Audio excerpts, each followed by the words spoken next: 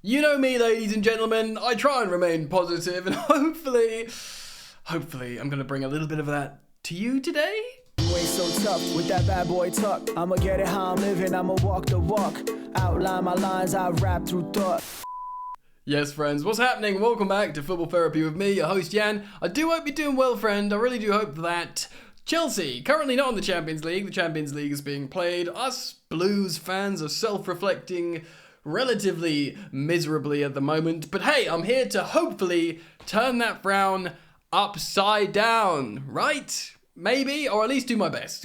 Granted, there's a lot of things wrong with Chelsea at the moment. There's stuff that needs to be fixed. There's undeniable questions that would be, remiss of me not to acknowledge. But also, there's not always just bad things going on with stuff. There's a balance. Bad things happen, there's usually good elements of it, even if you have to look really, really, really hard. So today, I'm going to be speaking about five things to be positive about for Chelsea this season.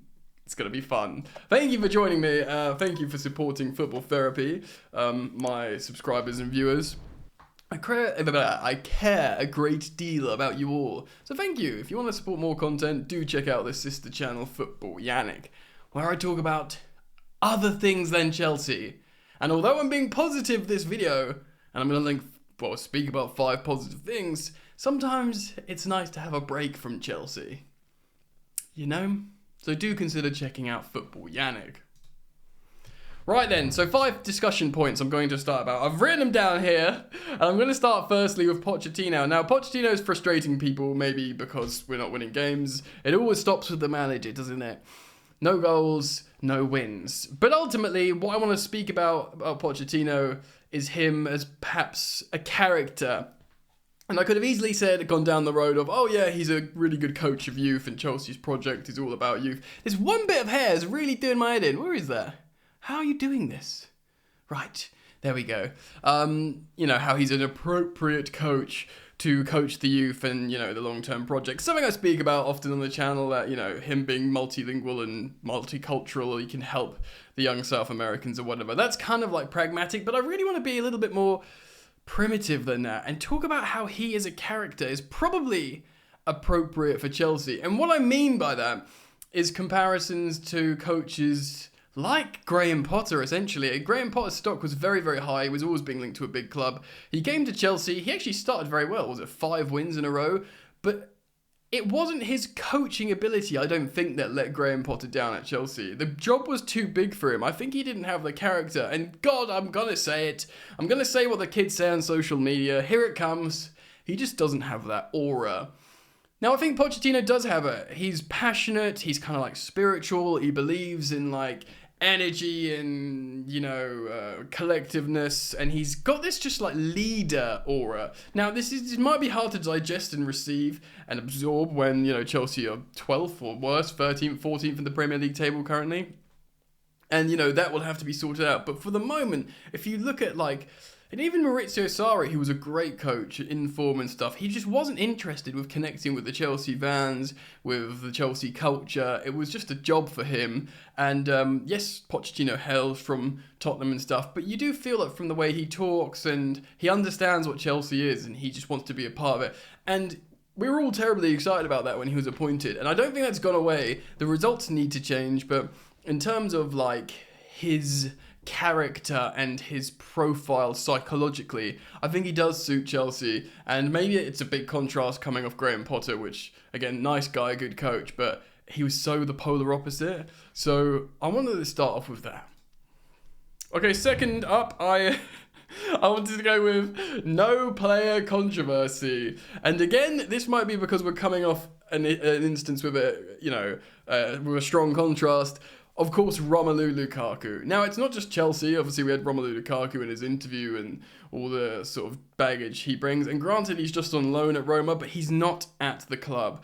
And it's not just Chelsea. You've got Cristiano Ronaldo was a huge headline maker at Manchester United. And both Ronaldo's interview, Lukaku's interview, respectively, hung over the clubs massively and was a massive potent distraction and a huge detriment to respective clubs. We've even got United now with Sancho and Antony, and it can happen. And Chelsea, like United, I'm using them as an example because we've often been like them, can be a circus. And Chelsea's got none of that. We've got sort of dedicated players that just want to coach and be part of the team and be professional.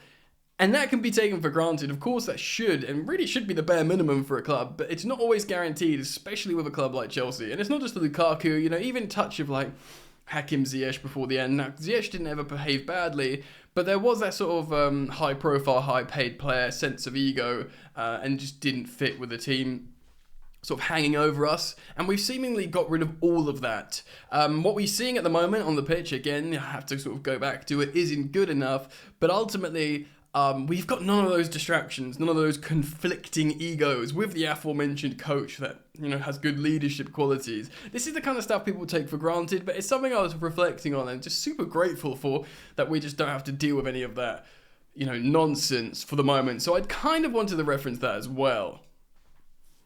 All right, so the next one is squad. And again, when it performs in action, it will be better, but the young players, low wages, not aging high when we signed Koulibaly and Aubameyang, these guys in their 30s, these guys on astronomical wages, that in itself is also a weight, looking forward, because if they're not performing straight away, you don't have the excuse of, oh, well, these guys are young and we're not paying them much. Again, it doesn't make you feel much better when you're not scoring goals and winning, but ultimately in isolation, it paves the road for you moving forwards. When you've got Aubameyang on 200k a week and Koulibaly on 200k a week, and one's making mistakes and one's not scoring goals, and they're not fitting in, and they're not getting any younger, and they're slowing down, and the pace of the game is too much for them, it's just really, really hard to make excuses. And it's not just hard to make excuses for those individuals that you're paying loads of money and they're declining, but also for the club. You look at the club, like, what are we doing here? What's the plan? And it sort of loops you back round to, there's no roadmap here. There's no long-term plan. There's no philosophy. And that's very, very frustrating. And again, when I was trying to reflect on this for the items on this video, I thought about that and I was like, actually, yeah. I can even put Lukaku, 30 years old now, massive wages. Although, interestingly, he signed some new thing with Chelsea to reduce his wages so he could go to Roma. He did actually show a bit of compliance there, Lukaku. But do you see what I mean? These older players, or these higher paid players, easy for me to say, just lingering around, and that frustrates fans, because they're at the end of their careers and they're draining you in terms of wages. We've got the new wage bill, Mudryk on 90k a week. In the old regime, we'd just slam dunk him on 250, or what we did to Werner and Havertz and stuff like that. Young players, low wages, security, and with that lower, no egos as well. It kind of goes back to the top point of controversy. These players that believe they're bigger than the club. I should have already said that in the first point, or they believe they're separate to the club. Their own journey, their ego, their own project is external to that of Chelsea Football Club. That doesn't exist at the moment. Or even World Cup winner Enzo Fernandez in the midfield, who's young, who won Best Young Player of the World Cup. He's all in for the project. He hasn't got this ego of oh yeah, you're lucky to have me at Galactico. He's like, no, I'm a young guy. I want to be here long term. And like I said, he's not on that high wages as well. I think he's at 100k a week for the World Cup winner who's been consistently performing well. That, in terms of psychological profile, all aligns in. And again, it only means so much for the moment. And for the moment, performances aren't there. But when performances get better, which they will, all of this stuff I'm talking about, this is long term. This is laid out. This is planning. This isn't going away, Whereas results will fluctuate. What I'm talking about is a foundational thing. So it's important to speak about that. Right. Another one's a bit more pragmatic. Players to return to the side. So this is kind of talking about what's happening right now. And yes, everyone's seen the list. Chelsea have 12 injuries, first team players out injured, which is an injury list of biblical proportions, let's be honest. It's massive, man. It's massive. Even though you want to perform in these games without those returning players, you feel like the teams we put out against Bournemouth and Forest should win. I agree wholeheartedly, absolutely. But for the moment, while this club, team, squad is in transition, you could just really, really do with Christopher Nkunku, with Reece James, even Carney Chukwuemeka looked like he could do bits. Lavia as an extra midfield option. Wesley Fofana, really, really good centre-back. Not that, defence is our problem at the moment, but these kind of figures, these senior figures. And also, there's certain players that might be out, Pochettino may have had plans for, even if it isn't just Nkunku and Reece James. There might have been some players in the injury list that he was like, yeah, that's going to prove to be a solution for us systemically in what's happening right now.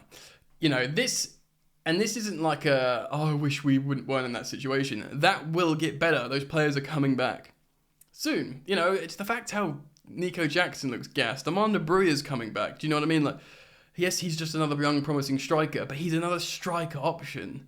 We've got no one else to put on when we're chasing a goal. Do you know what I mean? Jackson just stays gassed towards the end, and it's not really a solution. Of course, we know Pochettino wants to play Nkunku sometimes as a centre forward as well. They're not there.